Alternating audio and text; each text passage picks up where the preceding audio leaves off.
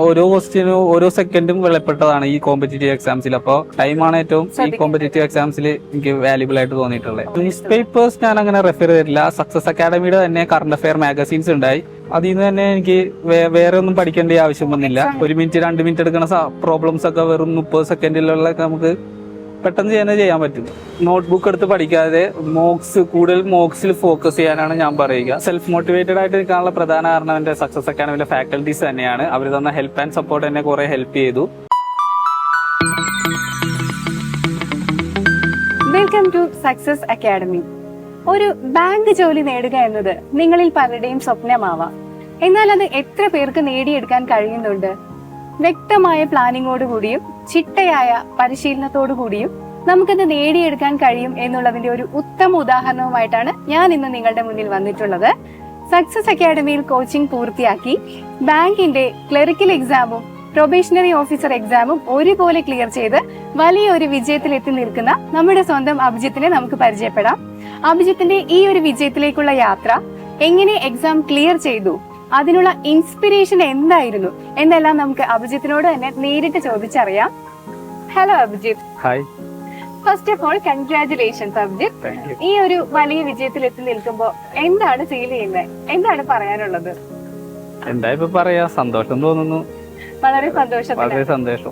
Okay, ഒരു bank ജോലി എന്ന ഒരു ഡ്രീം ഉണ്ടായിരുന്നോ? എങ്ങനെയാണ് അങ്ങനെ ഒരു ഡിസിഷനിലേക്ക് വന്നത്? ബാങ്ക് ജോലി ഞാനിപ്പോ പഠിച്ചു കഴിഞ്ഞപ്പോ എനിക്ക് പെട്ടെന്നൊരു ജോലിയുടെ ആവശ്യം ഉണ്ടായിരുന്നു. അപ്പോ ഏറ്റവും പെട്ടെന്ന് ജോലി കിട്ടാൻ പറ്റിയത് ബാങ്ക് ജോലിയായിരുന്നു. PSCയും SSC ഒക്കെ കമ്പയർ ചെയ്യണമെങ്കിൽ വർഷങ്ങൾ എടുക്കുമായിരുന്നു. പക്ഷേ ബാങ്കിന്റെ എല്ലാം എക്സാംസും ജോയിനിങ്ങും എല്ലാം കൂടി ഒരു 6 to 8 months ഉള്ളിൽ കഴിയുമായിരുന്നു. അപ്പോൾ ഞാൻ ഓർത്തു ബാങ്കിങ് തന്നെയാണ് നല്ലത്. ബാങ്കിങ് തന്നെ തീരുമാനിച്ചു. ഓക്കെ, അപ്പൊ അങ്ങനെയാണ് പെട്ടെന്ന് ഒരു ജോലി കിട്ടാനുള്ള ഒരു സാധ്യത അങ്ങനെ ഒരു ബാങ്കിങ് എടുത്തത്. ഓക്കെ, അപ്പൊ ഒരു കോച്ചിങ് എടുത്തിട്ട് തന്നെ ഇത് പ്രിപ്പയർ ചെയ്യണമെന്ന് എങ്ങനെയാണ് തോന്നിയത്? കോച്ചിങ് എടുത്ത് ഫസ്റ്റ് ഓഫ് ഓൾ ഞാൻ സെൽഫ് പ്രിപ്പയർ ചെയ്യാനാണ് ആദ്യമേ തന്നെ നോക്കിയത്. പക്ഷേ കുറച്ച് പോകെ എനിക്ക് മനസ്സിലായി ഇത് ഒറ്റയ്ക്കിരുന്ന് അത്ര സുഖമായിട്ട് പോകണില്ല. തനിയെ പ്രിപ്പയർ ചെയ്ത് അത്ര ശരിയാവൂല. ഒരു കോച്ചിങ് സെന്ററിൽ തന്നെ പോയി പ്രിപ്പയർ ചെയ്യാൻ തീരുമാനിച്ചു. അപ്പൊ സമയം വേസ്റ്റ് ചെയ്യാൻ എനിക്ക് താല്പര്യം ഉണ്ടായില്ല. ഞാൻ കോച്ചിങ് സെന്ററിൽ അക്കാഡമി സെലക്ട് ചെയ്ത് അങ്ങനെയാണ് തീരുമാനം. സക്സസ് അക്കാഡമി ചൂസ് ചെയ്തത്? സക്സസ് അക്കാഡമി ഞാൻ ആദ്യമേ തന്നെ ഇങ്ങനെ തീരുമാനം എടുത്തപ്പോൾ തന്നെ ഗൂഗിൾ ചെയ്ത് best institute best coaching centre for banking in Ernakulam. അപ്പോൾ ഏറ്റവും അടുത്തതും ഏറ്റവും ബെസ്റ്റ് നല്ല റിവ്യൂസും കണ്ടത് സക്സസ് അക്കാഡമിയിലാണ്. അപ്പൊ ഞാൻ പിന്നെ അന്വേഷിക്കുകയും ചെയ്തു. അപ്പൊ ആ സക്സസിന്റെ ഒരു നല്ല റിസൾട്ട് ഒക്കെ ഉണ്ട്. അപ്പൊ ഞാൻ ഇവിടെ തന്നെ പോകാമെന്ന് തന്നെ തീരുമാനിച്ചു. പിന്നെ ക്ലാസ്സുകളൊക്കെ തുടങ്ങിയ സമയത്ത് ഇപ്പൊ ജോയിൻ ചെയ്തല്ലോ, അപ്പം ക്ലാസ്സുകളൊക്കെ തുടങ്ങിയ സമയത്ത് ക്ലാസ് ഒക്കെ എങ്ങനെയായിരുന്നു? അപ്പൊ എന്താണ് ഫീൽ ചെയ്തത്? ക്ലാസ് ഒക്കെ ആദ്യമേ കുറച്ച് ഗ്രാസ്പ് ചെയ്യാൻ കുറച്ച് ബുദ്ധിമുട്ടുണ്ടായിരുന്നു. പിന്നെ പോകെ ഫാക്കൽറ്റീസിന്റെ എല്ലാവരുടെയും ഹെൽപ്പ് കൊണ്ട് ഭയങ്കര സിമ്പിൾ ആകുകയല്ല, നമ്മൾ കുറെ പ്രാക്ടീസ് ചെയ്ത് ഈസി ആയി എന്ന് പറയാം. എക്സാമിന് പ്രിപ്പയർ ചെയ്യുന്ന സമയത്ത് സ്വന്തമായിട്ട് ഒരു പ്ലാനിങ് ഉണ്ടായിരുന്നോ, അതോ ഫാക്കൽറ്റീസ് ആണോ ഒരു പ്ലാൻ എങ്ങനെ ചെയ്യണം, എങ്ങനെ പ്രിപ്പയർ ചെയ്യണം, ആ ഒരു പ്ലാൻ പറഞ്ഞു തന്നത് ഫാക്കൽറ്റീസ് ആയിരുന്നു, അത് സ്വന്തമായിട്ടായിരുന്നു?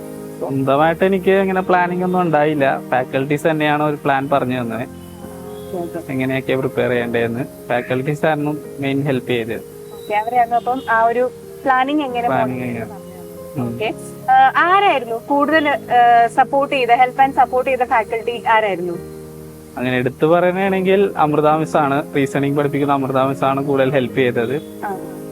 വളരെ ഹെൽപ്പായിരുന്നു, നല്ല പ്രചോദനം തന്നു.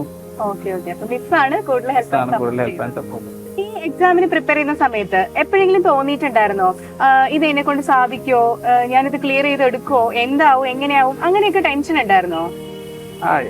യെസ്, പലപ്പോഴും എനിക്ക് അങ്ങനെ തോന്നിയിട്ടുണ്ട്. കാരണം ആദ്യമൊക്കെ നമ്മൾ ചെയ്യുമ്പോൾ നമ്മൾ അത്രയും മാർക്കൊന്നും കിട്ടുന്നില്ല. അപ്പൊ എനിക്ക് തന്നെ ടെൻഷൻ വന്നു, ദൈവം എനിക്കിത് കിട്ടുമോ, എന്താണ് ഇത്ര പാട് എന്നൊക്കെ തോന്നി. പക്ഷെ പിന്നെ പോകെ പിന്നെ ശരിയായി വന്നു, മനസ്സിലായി കുഴപ്പമില്ല, ഇതൊക്കെ ഓക്കെ ആണെന്ന് തോന്നുന്നു.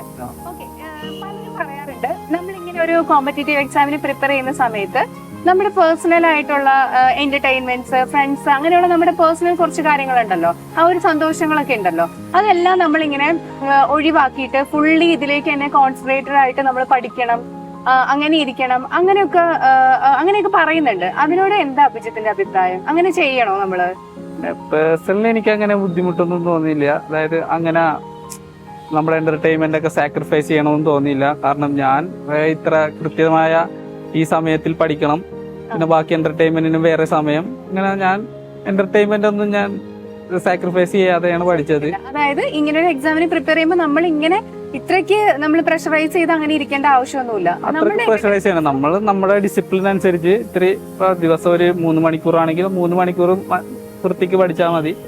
അല്ലാതെ എന്റർടൈൻമെന്റ് ഒന്നും സാക്രിഫൈസ് ചെയ്യണമെന്ന് എനിക്ക് തോന്നിയിട്ടില്ല. നമ്മുടെ സന്തോഷങ്ങളെല്ലാം നമുക്ക് എന്റർടൈൻ ചെയ്തുകൊണ്ട് തന്നെ നമുക്ക് എക്സാം വിജയിക്കാം അല്ലെ? അങ്ങനെയാണ് അഭിജിത്തിന്റെ അഭിപ്രായം. അഭിജിത്തിന്റെ ഇത് എക്സാം ഫസ്റ്റ് അറ്റംപ്റ്റ് ആയിരുന്നോ അതോ 2-3 അറ്റംപ്റ്റ് ചെയ്തോ? ഇല്ല, എന്റെ ഫസ്റ്റ് അറ്റംപ്റ്റ് തന്നെയായിരുന്നു ഇത്. ഫസ്റ്റ് അറ്റംപ്റ്റ് ആയിരുന്നു? Oh my god. അപ്പൊ ഫസ്റ്റ് അറ്റംപ്റ്റ് തന്നെ ക്ലിയർ ചെയ്തോ? Very good. എക്സാമിന്റെ നോട്ടിഫിക്കേഷൻ കണ്ടപ്പോ എന്താണ് തോന്നിയത്? എക്സാമിന്റെ ഒരു സ്ട്രാറ്റജി എന്തായിരുന്നു? മോക്ക് ടെസ്റ്റ് ഒക്കെ നമ്മൾ ചെയ്യുമല്ലോ, അപ്പൊ അതിൽ അപ്ലൈ ചെയ്ത ആ ഒരു സ്ട്രാറ്റജി തന്നെയായിരുന്നോ ഈ ഒരു എക്സാം പ്രിപ്പറേഷനിലും ചെയ്തത്?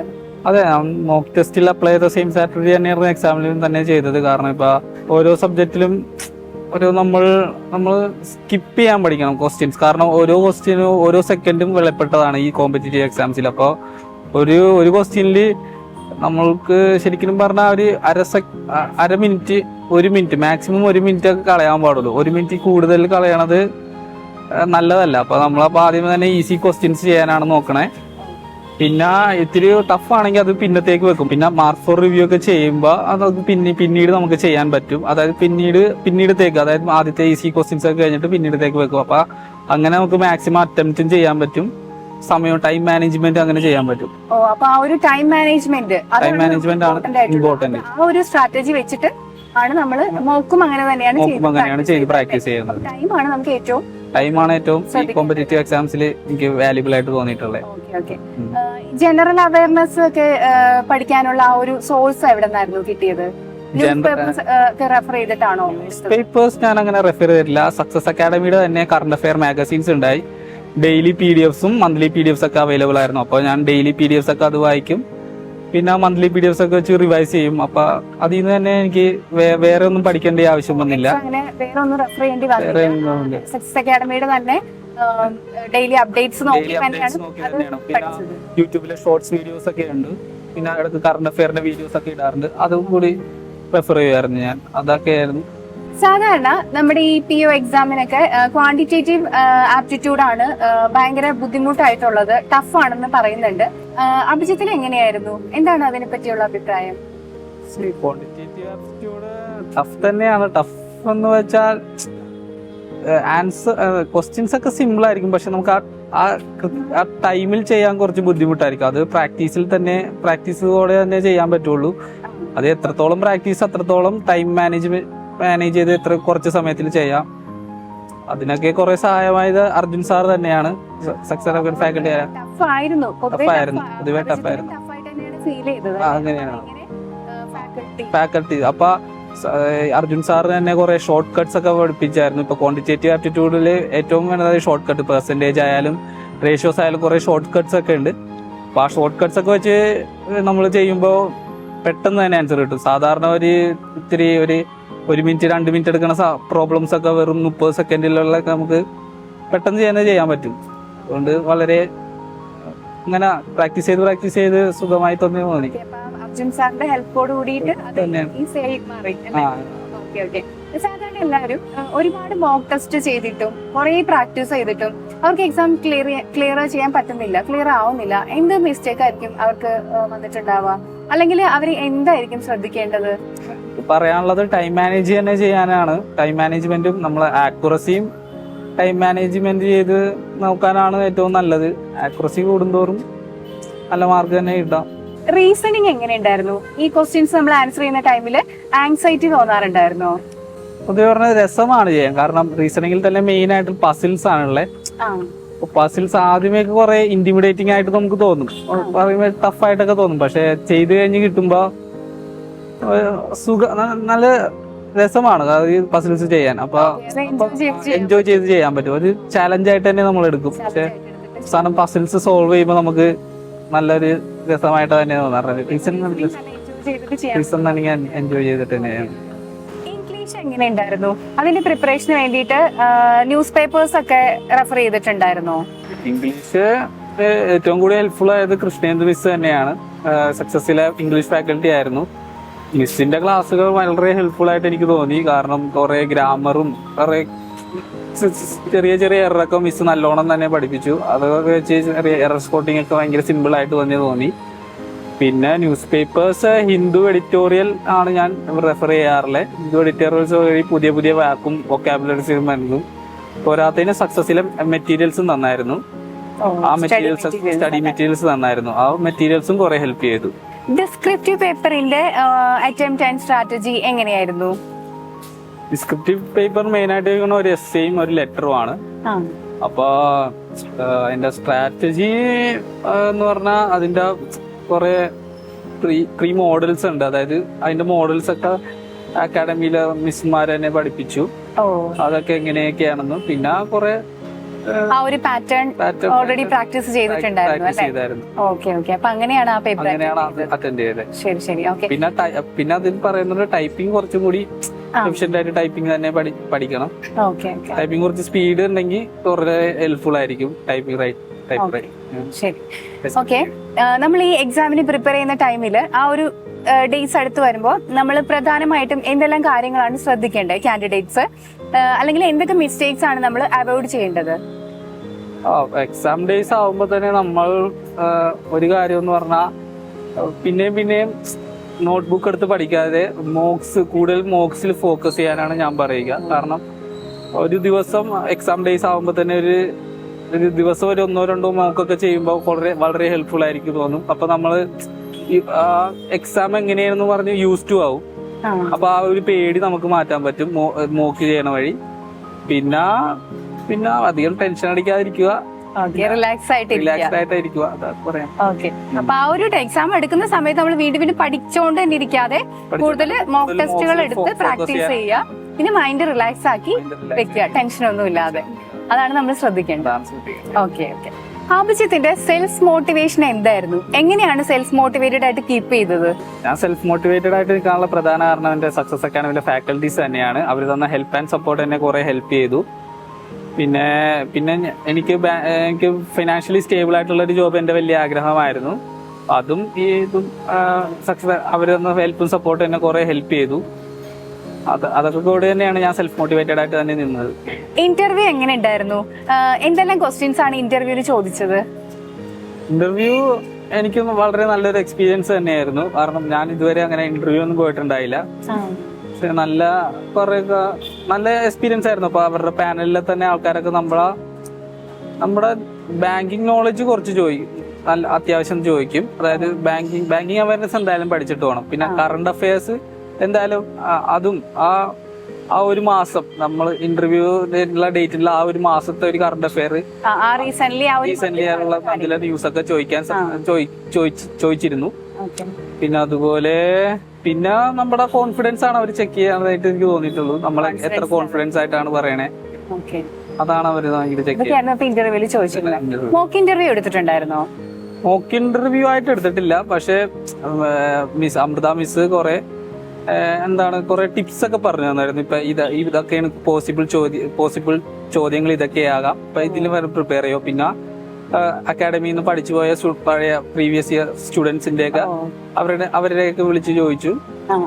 അവരും കുറച്ച് ടിപ്സ് ഒക്കെ പറഞ്ഞു. അപ്പൊ അക്കാഡമിയിൽ അവര് പറഞ്ഞ റെഫറൻസുകൾ അത് വെച്ചിട്ടും പിന്നെ മിസ്സിന്റെ ഹെൽപ്പ് അതെല്ലാം കൊണ്ട്, അല്ലാതെ മോക്ക് ഇന്റർവ്യൂ ഒന്നും എടുത്തില്ലായിരുന്നു? മോക്ക് ഇന്റർവ്യൂ ആയിട്ട് ഞാൻ എടുത്തിട്ടുണ്ട്. അഭിജിത്ത് ഇപ്പൊ ഓൾറെഡി 2 എക്സാം ക്ലിയർ ചെയ്തല്ലോ. ഇനി വേറെ എന്തെങ്കിലും അറ്റംപ്റ്റ് ചെയ്തിട്ടുണ്ടായിരുന്നോ എക്സാം? ഇപ്പൊ ഞാൻ ക്ലിയർ ചെയ്തേക്കണ SBI ക്ലർക്കും IBPS PO union bank PO ആണ്. അപ്പൊ ഇനി ഞാൻ SBI POയുടെ ഇന്റർവ്യൂ ഞാൻ കൊടുത്ത് റിസൾട്ട് അവൈറ്റ് ചെയ്തിരിക്കുന്നു. CGL 22ന്റെയും Tier 2 കഴിഞ്ഞ് റിസൾട്ട് അവൈറ്റ് ചെയ്തിരിക്കുന്നു. അപ്പൊ ഇനി 2 എക്സാം കൂടി റിസൾട്ട് വെയിറ്റിംഗ് ആണ്. ഓക്കെ, അപ്പൊ അതും ക്ലിയർ ചെയ്യാൻ പറ്റട്ടെ. All the best. Thank you. ഈ ബാങ്ക് എക്സാമിന് പ്രിപ്പയർ ചെയ്യുന്ന സ്റ്റുഡൻസിന് എന്ത് മെസ്സേജ് ആണ് അഭിജിത്തിന് കൊടുക്കാനുള്ളത്? എല്ലാവരുടെയും ധാരണ ബാങ്കിങ് എക്സാംസ് വളരെ ബുദ്ധിമുട്ടും ക്ലിയർ ചെയ്യാൻ പാടുന്നതാണ്. പക്ഷെ അങ്ങനെയൊന്നുമല്ല. വളരെ പെട്ടെന്ന് തന്നെ ജോലിയിൽ കയറാനും ഫിനാൻഷ്യലി സ്റ്റേബിൾ ആകാനും പറ്റിയ നല്ലൊരു ഫീൽഡ് തന്നെയാണ് ബാങ്കിങ്. ബാങ്കിങ് എക്സാംസ് എന്നല്ല, ഏതൊരു എക്സാംസ് ആണെങ്കിലും നല്ലൊരു കോച്ചിങ് സെന്റർ സെലക്ട് ചെയ്യുന്നതാണ് ഇമ്പോർട്ടൻറ്റ്. ഞാനിപ്പോൾ സക്സസ് അക്കാഡമി സെലക്ട് ചെയ്ത പോലെ നിങ്ങളും നല്ലൊരു അക്കാഡമി സെലക്ട് ചെയ്ത് അവരുടെ കോച്ചിങ്ങിലൂടെ പോയാൽ ഈസിലിയായി നിങ്ങൾക്ക് വിജയം കൈവരിക്കാൻ സാധിക്കും. എക്സാംസിന് പ്രിപ്പയർ ചെയ്യുന്ന എല്ലാ എൻ്റെ സുഹൃത്തുക്കൾക്കും ഓൾ ദി ബെസ്റ്റ്. അപ്പൊ അഭിജിത്തിന്റെ ഈ ഒരു വിജയത്തിലേക്കുള്ള യാത്ര എങ്ങനെയായിരുന്നു, പ്രിപ്പറേഷൻസ്, കോച്ചിങ് എങ്ങനെയായിരുന്നു എന്നുള്ളതെല്ലാം നമ്മൾ കണ്ടു കഴിഞ്ഞല്ലോ. അഭിജിത്തിന്റെ വാക്കുകളിൽ നിന്ന് ഒരു കാര്യം നമുക്ക് വ്യക്തമായി.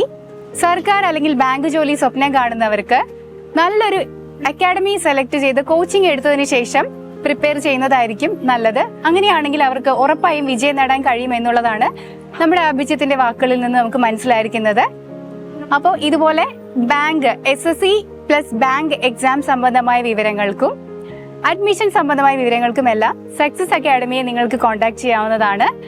അപ്പോൾ കോമ്പറ്റീറ്റീവ് എക്സാംസിന് സർക്കാർ അല്ലെങ്കിൽ ബാങ്ക് ജോലിക്ക് പ്രിപ്പയർ ചെയ്യുന്ന എല്ലാവർക്കും എൻ്റെ ഓൾ ദ ബെസ്റ്റ്.